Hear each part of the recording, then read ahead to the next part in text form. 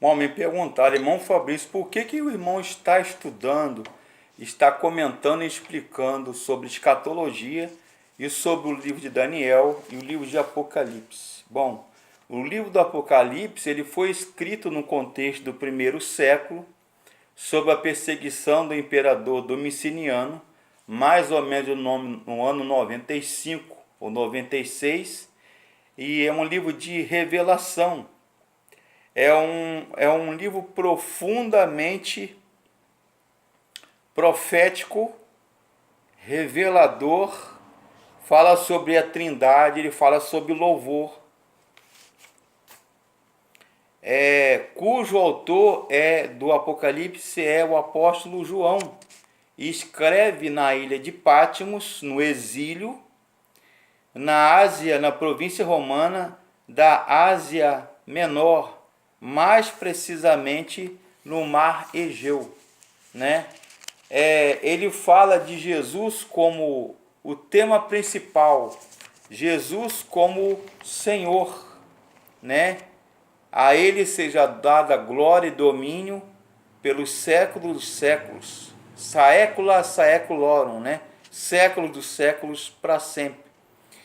Repito, o Apocalipse está cheio, repleto de hinos cristológicos e realçam a divindade, a majestade e o senhorio de Jesus Cristo, e que com certeza um dia ele virá sobre as nuvens e todo olho o verá.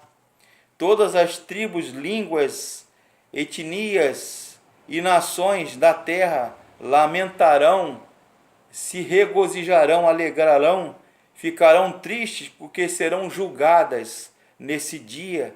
Será o grande dia e terrível dia chamado Dia do Senhor, né? É um livro de graça, de paz, né? É um livro de bênçãos para aquele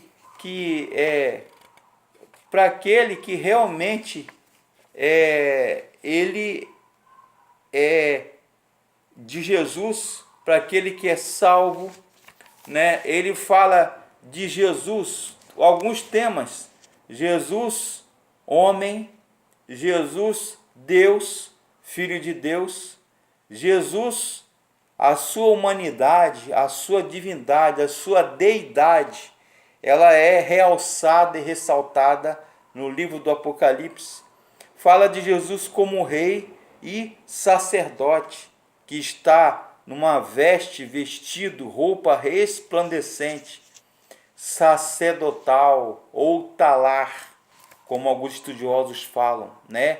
Cinto de ouro, assim como os reis vestiam com aquelas vestes majestosas, maviosas, né? Reais. Então, ele ressalta a realeza de Jesus, a eternidade de Jesus, a onisciência de Jesus, onipotência, a glória de Jesus. Fala acerca das 7 cartas do Apocalipse, né? Sardes e Laodiceia, que é uma homenagem à mulher do imperador Laodice. Então, portanto, é homenagem à mulher do imperador Laodice, e escreveram a carta ou criaram essa cidade chamada Laodiceia. Elas são censuradas. Cidade de Sardes era um centro comercial grandioso, desenvolvido científica, industrial e comercialmente, né? Laodiceia ficava no vale do lago Lico, que passava pelas estradas romanas, né? E fala que ela era orgulhosa, prepotente, né, vaidosa. A igreja era aconselhada a buscar em Jesus a fonte da vida eterna e razão para toda a existência. No entanto, ela se afastou dos caminhos do Senhor. Éfeso, Pérgamo e Tiatira são igrejas censuradas e ora elogiadas. Pérgamo era um centro importante cultural, um culto ao imperador como divino. O imperador romano era considerado um deus. Tiatira ela era uma igreja fiel, caridosa, perseverante, tolerante quanto ao pecado, né?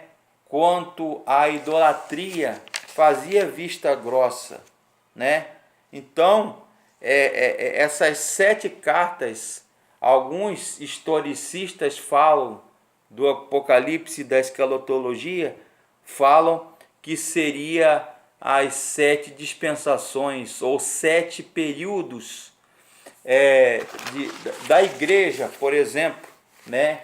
A igreja de Éfeso era uma igreja apostólica que trabalhava ardentemente.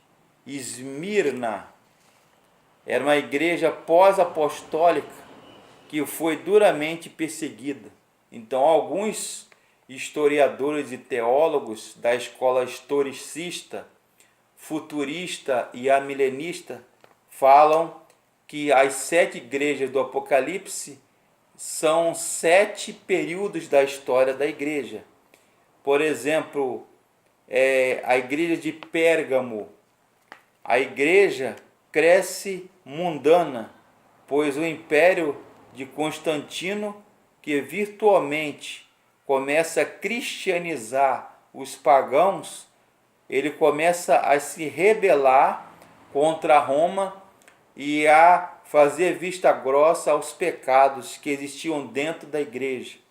A igreja de Tiatira é a igreja corrupta da Idade Média. Sardes, alguns entendem que seria a igreja de Roma, ou a igreja da Reforma Protestante, com sua reputação e ortodoxia bíblica, né?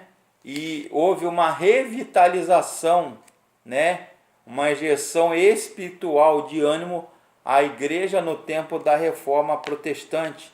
Então a igreja de Sardes equivaleria à Reforma Protestante.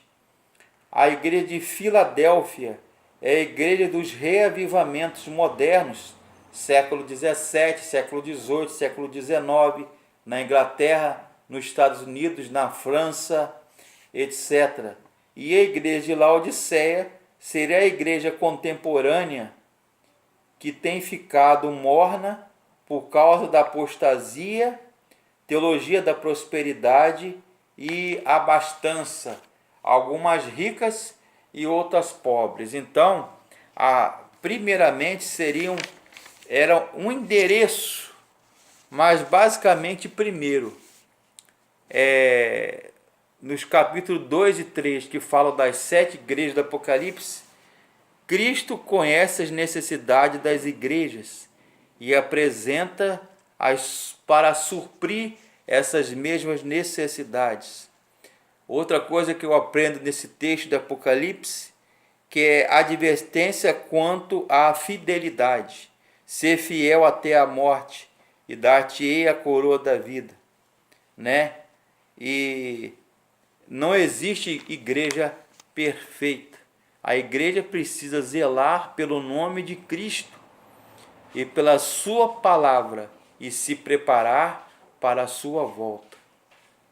E é uma promessa para todos, que aquele que for fiel até o fim será salvo. Dar-te-ei a coroa da vida. Basicamente são essas mensagens do Apocalipse quanto às 7 igrejas do Apocalipse, ok?